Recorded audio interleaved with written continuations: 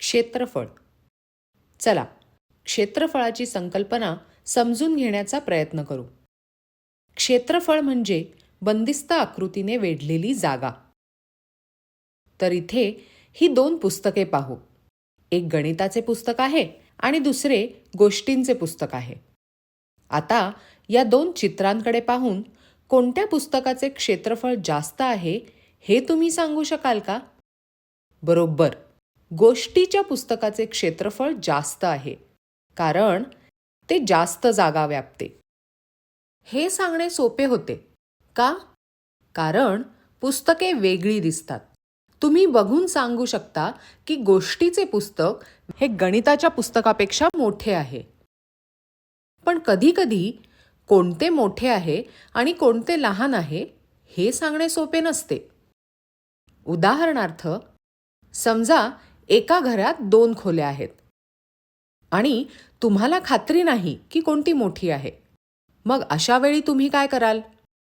कोणती खोली मोठी आहे हे तुम्ही शोधायचा प्रयत्न कराल. तुम्ही काय करू शकता? तुम्ही दोन्ही खोल्यांमधील फरशांची संख्या मोजू शकता.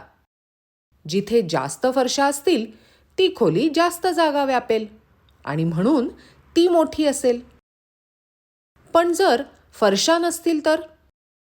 तुम्ही जुन्या नोटबुक किंवा वर्तमानपत्रातील पाने जमिनीवर पसरवून आणि किती पानांनी फरशी व्यापली आहे ते पाहू शकता.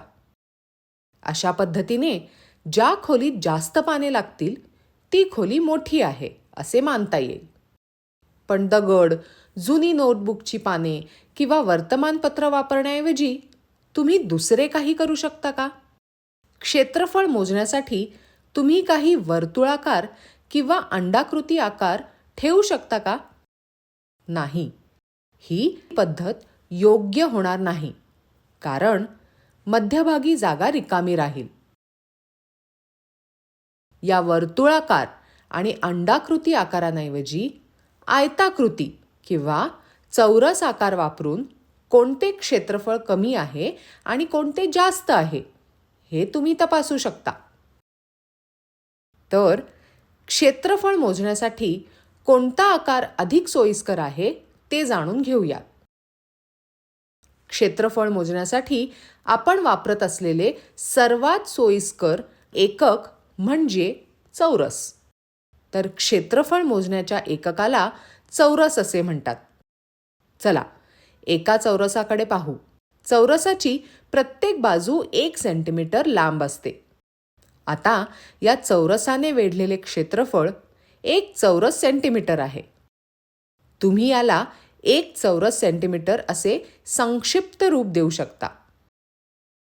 हा आणखी एक चौरस आहे. आता चौरसाची प्रत्येक बाजू 1 मीटर लांब आहे, म्हणून या चौरसाने वेढलेल्या क्षेत्रफळाला 1 चौरस मीटर म्हणतात.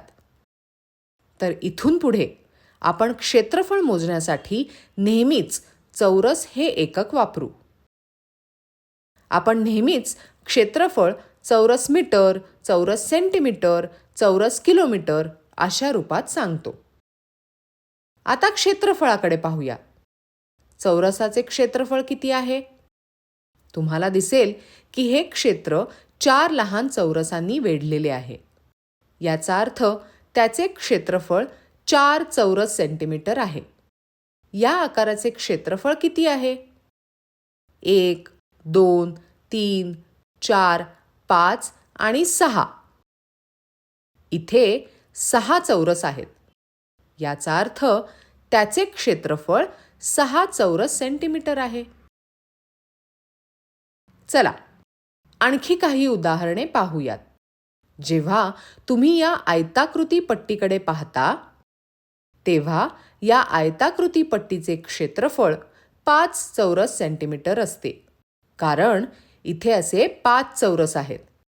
आता या आकाराचे क्षेत्रफळ 6 चौरस सेंटीमीटर आहे. तुम्ही इथे चौरस मोजू शकता, परंतु या आकाराचे क्षेत्रफळ पुन्हा 5 चौरस सेंटीमीटर आहे.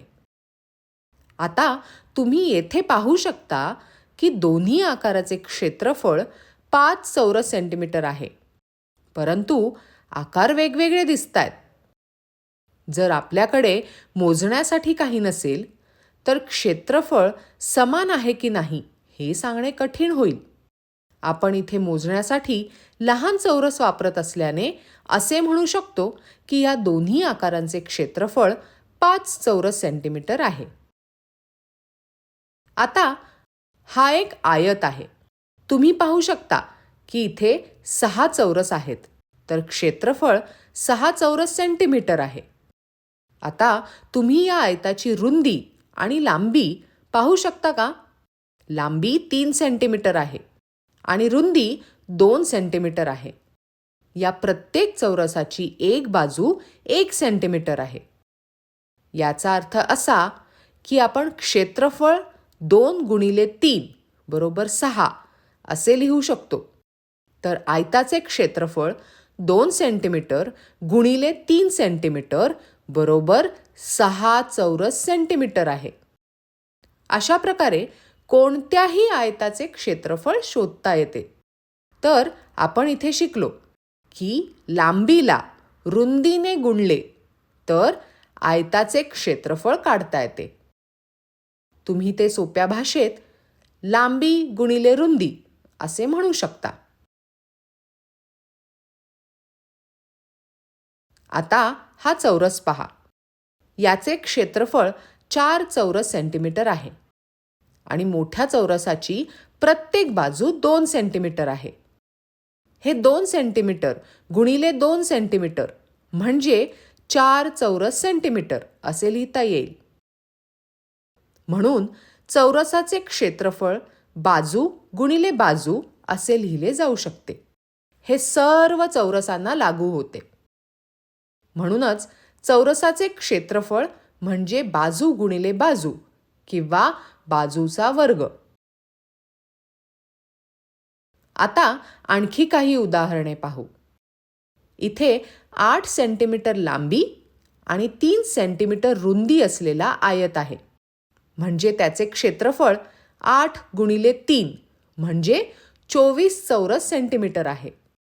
आता मला प्रत्येक वेळी आयताचे क्षेत्रफळ शोधण्यासाठी लहान चौरसाची आवश्यकता नाही. मी फक्त लांबी गुणिले रुंदी हे सूत्र वापरू शकते. आता येथे एक चौरस आहे. चौरसाची बाजू 4 सेंटीमीटर आहे. तर क्षेत्रफळ किती आहे? क्षेत्रफळ 16 चौरस सेंटीमीटर आहे. मी पुन्हा चौरस लहान ठेवणार नाही. मला फक्त माझे सूत्र वापरायचे आहे. आणखी काही उदाहरणे पाहूया. एका आयतापासून सुरुवात करूया. जर लांबी 9 आणि रुंदी 7 असेल तर त्याचे क्षेत्रफळ 63 असेल. जर लांबी 10 आणि क्षेत्रफळ 30 असेल तर रुंदी किती असेल?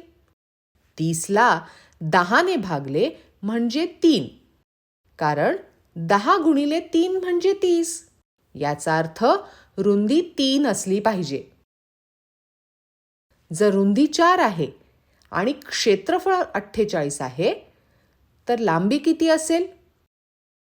12 गुणिले 4 म्हणजे 48. याचा अर्थ लांबी 12 आहे. आता आपण एका चौरसाचे उदाहरण पाहू. जर एका चौरसाची बाजू 7 असेल तर त्याचे क्षेत्रफळ 7चा वर्ग किंवा 7 गुणिले 7 म्हणजे 49 असेल. याचा अर्थ क्षेत्रफळ 49 आहे. आता जर क्षेत्रफळ 100 असेल तर बाजू किती असेल? 10 गुणिले 10 बरोबर 100. याचा अर्थ बाजू 10 असेल. जर बाजू 9 असेल तर क्षेत्रफळ किती असेल? 9 गुणिले 9 म्हणजे 81. म्हणून क्षेत्रफळ असेल 81.